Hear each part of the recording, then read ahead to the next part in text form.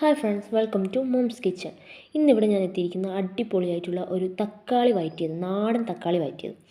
ആദ്യം അതിനു വേണ്ടി കുറച്ച് വെളിച്ചെണ്ണ ഒഴിച്ചു കൊടുക്കാവുന്നതാണ്. അത് നല്ലോണം ചൂടായതിന് ശേഷം അതിലേക്ക് കടുക് ഇടാവുന്നതാണ്. അത് നല്ലോണം പൊട്ടി എന്നതിന് ശേഷം മാത്രം നമുക്ക് 1, 2, 3 അരിഞ്ഞു വെച്ച സവാള ഉള്ളി ചേർത്ത് കൊടുക്കാവുന്നതാണ്.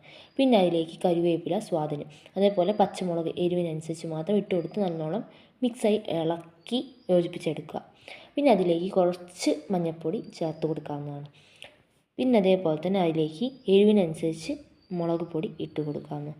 എല്ലാം കൂടി ഇട്ട് നല്ലോണം ഇളക്കി യോജിപ്പിച്ചെടുക്കുക. പിന്നെ അരിഞ്ഞു വെച്ച 1, 2, 3 തക്കാളി അതിലേക്ക് ഇട്ട് കൊടുക്കാവുന്നതാണ്. എല്ലാം കൂടിയിട്ട് നല്ലോണം എടുക്കുക. ഈ തക്കാളിയിൽ വെള്ളം ഉള്ളതുകൊണ്ട് തന്നെ നമുക്കിതിലേക്ക് വെള്ളം ഒഴിക്കേണ്ട ആവശ്യം വരുന്നില്ല. അഥവാ വെള്ളം വേണമെന്നുണ്ടെങ്കിൽ ഒരു 1/2 കപ്പ് വെള്ളം ഒഴിക്കാവുന്നതാണ്. പിന്നെ അതിലേക്ക് ഉപ്പ്, അതേപോലെ ഗരം മസാല, അതേപോലെ തന്നെ ചിക്കൻ മസാല